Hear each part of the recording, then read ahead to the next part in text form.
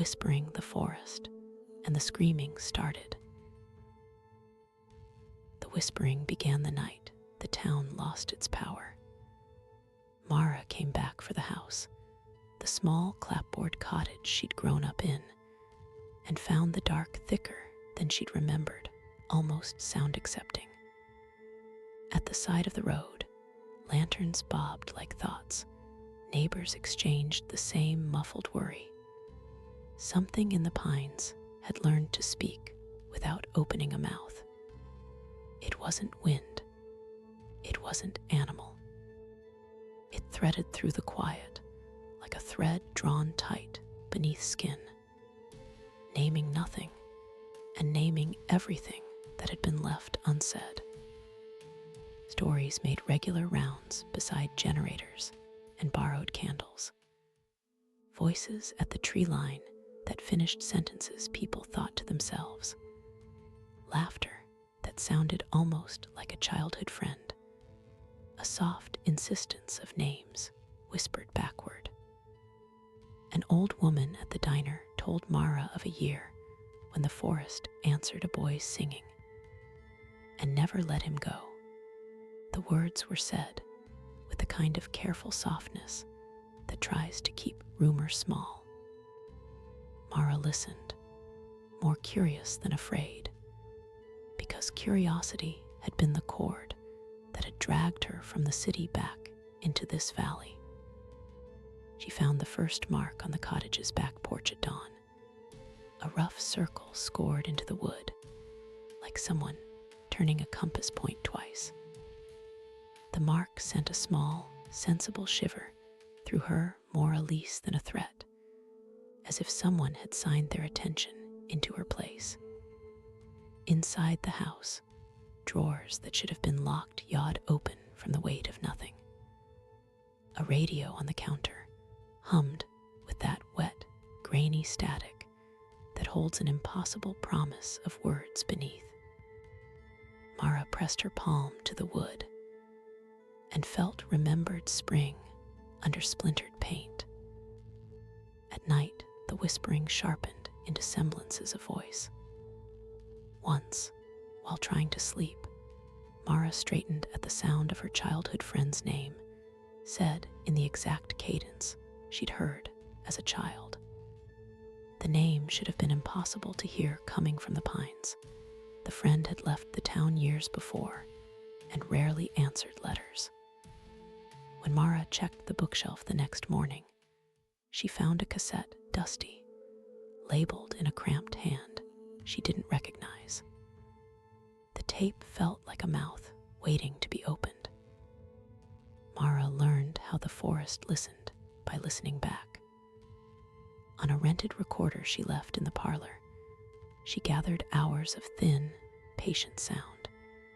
Nothing at first but a distant, rustling patience. When she played the hours forward, layered under static, shapes of speech slowly emerged, snatches of lullabies, a phrase that matched her mother S, a verdict she had once thought only to herself. It was as if the pines collected moments like rainfall, and when enough pooled, mirrored them into a semblance of conversation. The effect was intimate, and it made Mara careful. She went out once, because not knowing is an ache that can become a hunger. The forest's edge felt like entering someone else's memory. Trunks leaned as though eavesdropping, needles whispering tight and urgent. Light broke in a clearing, and there, balanced on a mossy stump, sat an old radio humming between stations. It belonged to no one she knew. When Mara put her hand near it, the dial crawled, and a voice slid out, not a person exactly, but a composite of accents and sighs that said her name as if it had been rehearsing the sound for years. She began leaving notes on doorsteps and over fences, observations, names, times. Some neighbors answered with extra salt and tired laughter. Others, it turned out, had quieter responses, missing hounds, late returning farmhands, someone who stopped answering their phone after mentioning they'd heard their own voice in the pines. The town grew smaller as sleep frayed. People moved in daytime and held their breath at sundown. Mara found herself cataloging risk like one catalogs plants, with the same clinical fascination that can feel like bravery. Jonas came back because she called him, and because he had always been the kind of person who checked whether stories were real. He arrived with a duffel, an anxious half-smile, and a practical skepticism that steadied Mara. At first, he laughed off the recorder and the carved circle and the odd radio. Then, in the small hours, he woke and heard it, an exhale that matched a private regret he'd never told another living person. He sat with his palms on his knees, the laugh gone, and Mara realized that disbelief is a thin sheet that tears easily when sound knows your secret. The night the scream started, lengths of it threaded through town like a blue wire. It wasn't a shout so much as a culmination of everything the forest had been practicing, an imitation of panic and pain, an echo borrowed from memories that weren't entirely fresh. Windows rattled. A few folks woke to find their porch swings in motion, though no wind stirred. The sound had no source they could find. Jonas and Mara drove out, headlights cutting 2 cones into the dark. The trees did not show themselves. They only leaned toward the sound, as someone leans toward a secret told in confidence.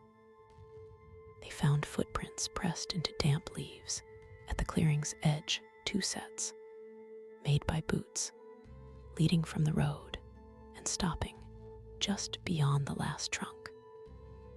The pattern was ordinary enough to be plausible, but ordinary things can be freighted with meaning at the wrong moment. Leaves lay undisturbed for yards around those prints, as if whatever had made them had been careful to keep the rest of the world out of the weather. Jonas crouched to study the tracks. His hands trembled with something like wonder and some quieter dread. They set up, the recorder pointed toward the stump, and left it to gather the night. In the morning, the playback offered not speech, but layered echoes. Their voices, stretched thin, fused with sounds they'd each thought private. Jonas's apology about leaving town once. Mara's lullaby hummed without thought, a courtroom phrase she'd never uttered aloud. Under the hum, something else lived, a patient mimicry, a rhythm that arranged their memories into invitations. When played once, the tape felt like a mirror. When played twice, it felt like a map. The town became something smaller and more private than it had been all their lives. It kept its doors closed and its curtains drawn. Rumors lengthened into a throat-clearing hush across porches and during grocery lines. On the 3rd week, Jonas did not return from a walk into the pines. He had gone with a flashlight and a notebook and said he would be back before dark. Mara checked the tracks again and found only a smear of leaves, as if someone had brushed a hand across the ground to erase a sentence. The quiet that followed felt deliberate, like a listener leaning in. Mara's last gesture in the town that kept learning to speak was not bold so much as resigned. She packed the recorder and the radio, the notebook, and the pieces of Jonas she could hold, a photograph, a lighter, a scarf. She walked to the clearing at dawn because the voices had been kinder in the morning, as if polishing the day with attention. The forest received her like an audience does, still expectant. She stepped into the ring of trunks. Somewhere deep among the needles, something that sounded like Jonah's said her name. And in that sound, she heard the faintest thread of her own voice calling back. The clearing swallowed her silhouette. The recorder on the stump clicked as the batteries drained. The radio's dial wheeled to the place between stations. Back at the cottage, the window went blank before the day had come fully awake. The tape later played a thin, layered chorus, calls like weather, a confession she heard in someone else's tone, Jonah's asking where she had gone, her own voice answering from somewhere familiar and far away. It never offered a door marked exit, only the pleasant, terrible implication that the forest had learned how to keep company with memory. If the forest had appetite, it was not for bodies, but for story and recognition. It had learned the cadence of regret and folded it into phrases that could be mistaken for doorways. Mara had walked in one of those phrases, and the town learned to listen differently afterward, older, more cautious, as if their attention might be taken too. In the weeks that followed, lights hung lower, radio dials stayed between stations, and people spoke less of leaving. Sometimes, when the wind aligned and the pines were patient, a voice would slip through the town and say a neighbor's name, perfectly fond, perfectly wrong. The scream had long since become part of the place's punctuation, and the quiet that followed was both answer and question.